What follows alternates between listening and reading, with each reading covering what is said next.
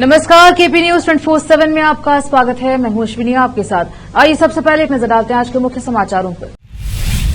कर्नाटक के animal and husbandry minister के वेंकटेश ने बीदर के प्रसिद्ध व्यक्ति एवं कांग्रेस के सीनियर नेता डॉक्टर मोहम्मद अयाज खान से उनके आवास पर की मुलाकात। बीदर लोकसभा क्षेत्र के कांग्रेस उम्मीदवार सागर खंडरे ने बीदर दक्षिण के गांव में किया चुनाव प्रचार। कर्नाटक के नेता के एस ईश्वरप्पा ने निर्दलीय उम्मीदवार के तौर पर चुनाव लड़ने की बात बताई वजह, पूर्व मुख्यमंत्री बी एस येदियुरप्पा पर लगाए गंभीर आरोप। राहुल गांधी ने रायबरेली से नामांकन किया दाखिल, सोनिया गांधी और मल्लिकार्जुन खड़गे भी रहे मौजूद। अरविंद केजरीवाल की अंतरिम जमानत पर सुप्रीम कोर्ट 7 मई को करेगा सुनवाई। पाकिस्तान में भीषण बस दुर्घटना, 20 की मौत, कई गंभीर रूप से घायल।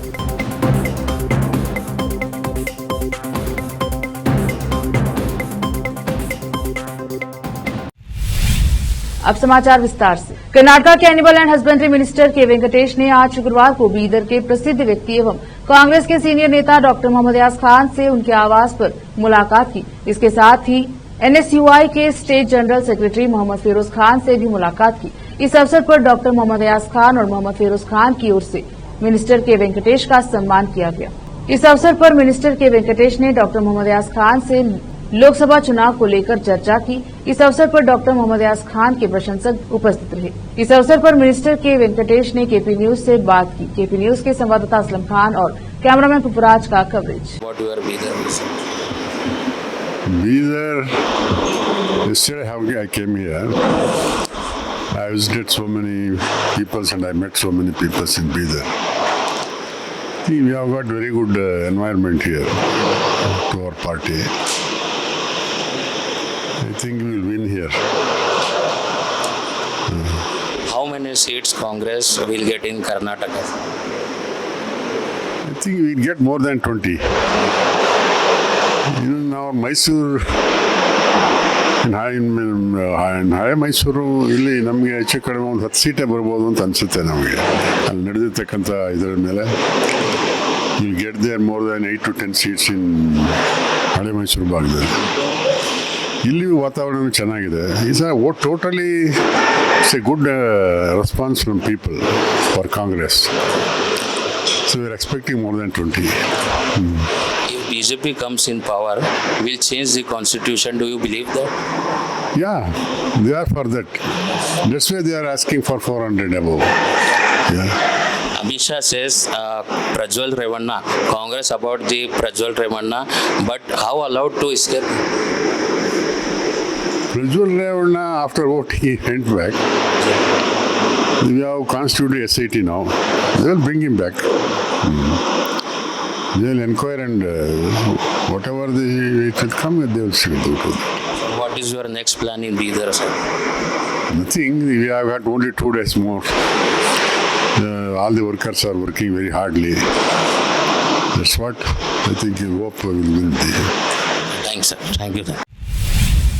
कर्नाटक के एनिमल हस्बेंड्री मिनिस्टर के वेंकटेश ने आज भालकी में cabinet minister for forest and ecology एवं बीदर इंचार्ज मिनिस्टर ईश्वर खंडरे से मुलाकात की। इस अवसर पर मिनिस्टर ईश्वर खंडरे ने मिनिस्टर के वेंकटेश को शाल और फूलमाला पहनाकर उनका सम्मान किया। इस अवसर पर एनएसयूआई के state general secretary Mohammad Firoz Khan भी उपस्थित रहे। केपी न्यूज के कैमरामैन पुपराज का कवरेज। बीदर लोकसभा क्षेत्र के कांग्रेस उम्मीदवार सागर खंडरे ने गुरुवार को मीनखेड़ा, चांगलेर, मुतंगी, निरणा गांव और अन्य गांवों में चुनाव प्रचार किया। वह चांगलेर, मुतंगी, निरणा सहित विभिन्न गांवों में गए और लोगों से क्षेत्र के विकास के लिए उन्हें एक मौका देने को कहा। सागर खंडरे ने कहा कि मैं 24 घंटे आपकी सेवा के लिए तैयार हूं, मुझे एक बार सेवा का मौका दीजिए। इस अवसर पर पूर्व विधायक अशोक खेनी ने कहा, कांग्रेस पार्टी पिछड़ों और गरीबों की हितैषी पार्टी है। सागर खंडरे एक सक्रिय व्यक्ति हैं, उन्होंने बिना समय बर्बाद किए अपना काम किया है। उन्हें अपना बहुमूल्य वोट देकर विजयी बनाना चाहिए और उन्हें अपनी सेवा का अवसर देना चाहिए, उन्होंने अनुरोध किया। इस अवसर पर एनएसयूआई के state general secretary Mohammad Firoz Khan, Meenakshi Sangram, Chandrashekhar चंशेट्टी, शिवपुत्रप्पा सदा, शिवकुमार मुतंगी, ओमनाथ कारबारी, जयसिंह गोविंद टांडा, राजकुमार तिलमनी, अनिल रेड्डी, संजीव किरण, वसीम पटेल, सतीश तेलमनी, फयाज नाइकोडी, अकरम मचकूरी, यासीन लकेरी और अन्य उपस्थित रहे। चिरगुप्पा से केपी न्यूज के संवाददाता अजीम की रिपोर्ट। बीदर लोकसभा क्षेत्र के उम्मीदवार सागर खंडरे जीत के लिए कांग्रेस नेता लक्ष्मीबाई कोराटी ने पार्टी कार्यकर्ताओं के साथ चिंचोली तालुके के आसपास के गांव में जोरदार चुनाव प्रचार किया। उन्होंने मतदाताओं के बीच जाकर सरकार की गारंटी योजनाओं की जानकारी देने के साथ ही मतदाताओं से अपील की कि सभी लोग कांग्रेस पार्टी के उम्मीदवार सागर खंडरे को जिताएं। इस अवसर पर उनके साथ कई स्थानीय महिलाएं, पुरुष और युवक शामिल रहे। चिंचोली से केपी न्यूज के संवाददाता गौतम मोरे की रिपोर्ट।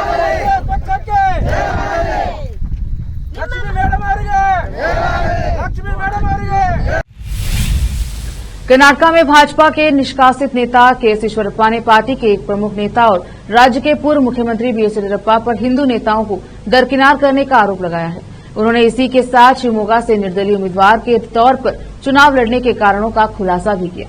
कर्नाटका से निर्दलीय उम्मीदवार के.एस. ईश्वरप्पा ने कहा कि कर्नाटका में भाजपा की स्थिति केंद्र में भाजपा की स्थिति से बिल्कुल अलग। एक निर्दलीय उम्मीदवार के तौर पर लोकसभा चुनाव लड़ने का फैसला करने के बाद भाजपा ने उन्हें पार्टी से निष्कासित कर दिया था।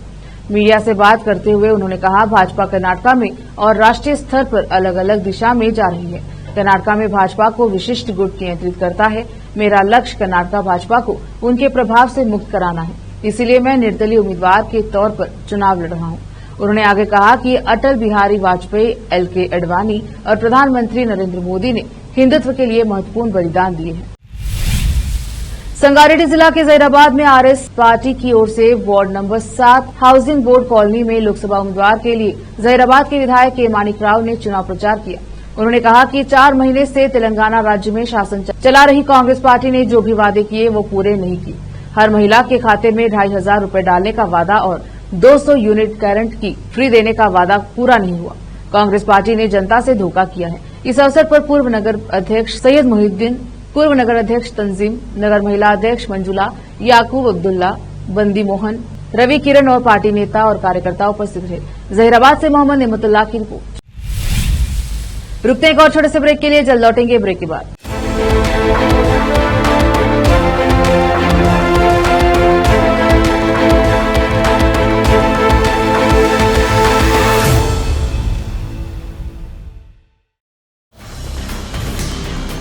हिंदुस्तान के हर कोने में हम हैं मौजूद। 24 घंटे हालात पर गहरी नजर,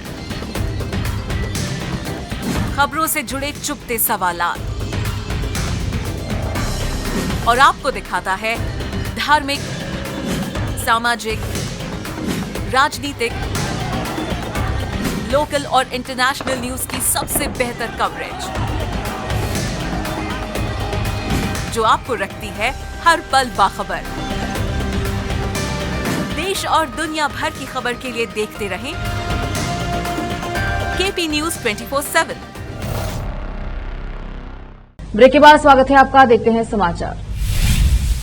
मलकाजगिरी निर्वाचन क्षेत्र कुतुबुल्लापुर शाहपुर नगर में तेलंगाना के मुख्यमंत्री रेवंत रेड्डी ने रोड शो किया, जिसमें 50 से 70 हजार जनता शामिल हुई। इस अवसर पर पूर्व विधायक कोरी श्रीशैलम गौड़, कुतुबुल्लापुर कांग्रेस पार्टी प्रभारी कोलन हनुमंत रेड्डी, पीसीसी महासचिव भूपत रेड्डी और कई नेताओं और महिला नेताओं ने इस मौके पर कहा कि तेलंगाना के मुख्यमंत्री ने बीजेपी और बीआरएस पर जमकर हमला किया और कहा बीजेपी मजहब के नाम पर वोट मांग रही है और बीआरएस अपनी 10 वर्षों तक की सरकार से माफी और सिर्फ आवाम को धोखा दिया है। लेकिन कांग्रेस पार्टी अपनी 6 गारंटीज का जो आवाम से वादा किया उसे हर हाल में पूरा कर रही है। इसलिए आप अपना कीमती vote Malkajgiri MP candidate Sunita Mahendra Reddy को देकर भारी बहुमत से कामयाब बनाएं और केंद्र में भी कांग्रेस पार्टी की जीत यकीनी है।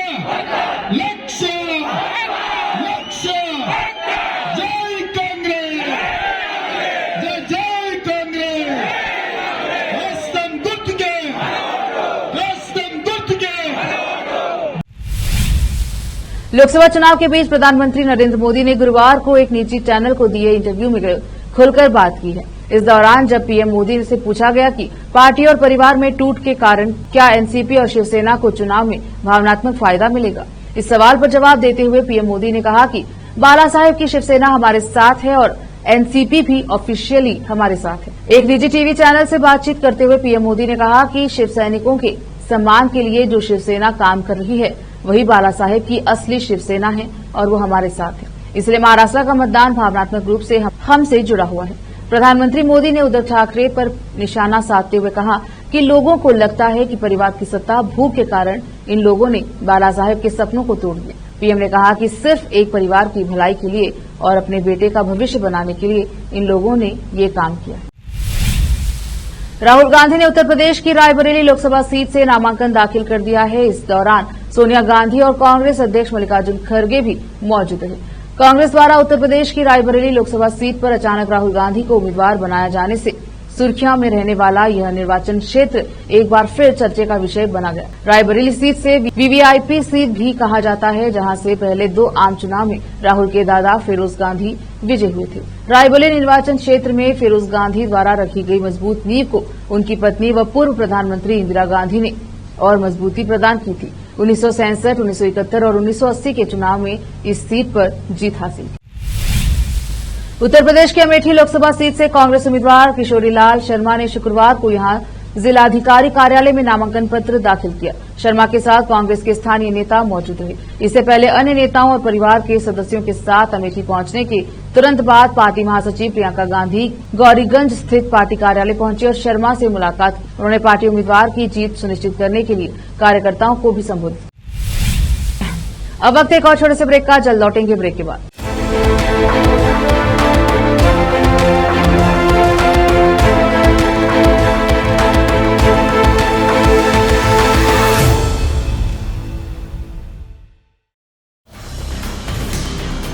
हिंदुस्तान के हर कोने में हम हैं मौजूद। 24 घंटे हालात पर गहरी नजर,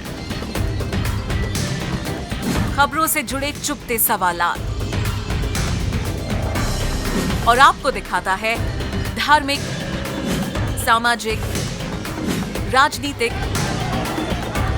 लोकल और इंटरनेशनल न्यूज की सबसे बेहतर कवरेज, जो आपको रखती है हर पल बाखबर। देश और दुनिया भर की खबर के लिए देखते रहें केपी न्यूज 24/7। ब्रेक के बाद स्वागत है आपका, देखते हैं समाचार।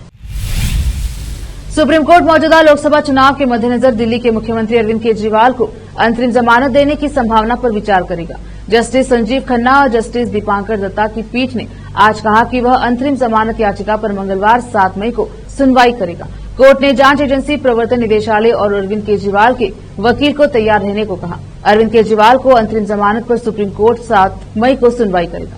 सुप्रीम कोर्ट चुनाव के चलते उनकी अंतरिम जमानत पर विचार करेगा। सुप्रीम कोर्ट ने प्रवर्तन निदेशालय ईडी से कहा है कि अगली सुनवाई में अंतरिम जमानत की शर्तों को भी बताया जाए। हमें अंतरिम जमानत देने या न देने पर अभी फैसला करना है। उत्तर पश्चिम पाकिस्तान में शुक्रवार को एक यात्री बस के पहाड़ी रास्ते से फिसलकर गहरी खाई में गिर जाने से कम 20 लोगों की मौत हो गई और 21 अन्य घायल हो गए। इस घटना में घायल सभी लोगों के पास के अस्पताल में भर्ती कराया गया, जहां उनका फिलहाल इलाज चल रहा है। एक पुलिस अधिकारी ने बताया कि यह घटना गिलगित बाल्टिस्तान क्षेत्र के डायमर जिले में काराकोरम राजमार्ग पर करीब 5:30 बजे हुई। बस रावलपिंडी से हुंजा जा रही थी। अधिकारी ने बताया कि चालक ने वाहन पर से नियंत्रण खो दिया, जिससे वाहन पलट गया और सिंधु नदी के किनारे जा गिरा। घटना के वक्त बस में 43 यात्री सवार थे। उन्होंने बताया कि घायलों को चिलास अस्पताल में ले जाया गया। अधिकारी ने कहा कि सेना के हेलीकॉप्टर की सहायता से बचाव कार्य पूरा हो गया है और मृतकों के शव तथा घायलों को अस्पताल ले जाया गया। आखिर में फिर एक बार देखते हैं मुख्य समाचार। कर्नाटका के एनिमल एंड हस्बेंड्री मिनिस्टर के वेंकटेश ने बीदर के प्रसिद्ध व्यक्ति एवं कांग्रेस के सीनियर नेता डॉक्टर मोहम्मद अयाज खान से उनके आवास पर की मुलाकात। बीदर लोकसभा क्षेत्र के कांग्रेस उम्मीदवार सागर खंडरे ने बीदर दक्षिण के गांव में किया चुनाव प्रचार।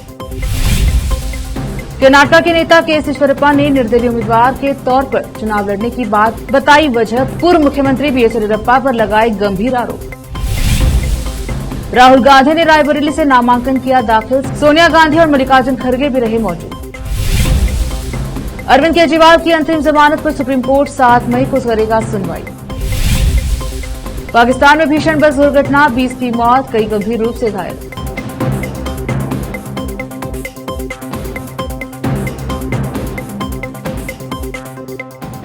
केपी न्यूज के बुलेटिन में अब तक के लिए इतना ही। देखते रहिए केपी न्यूज 24/7। धन्यवाद।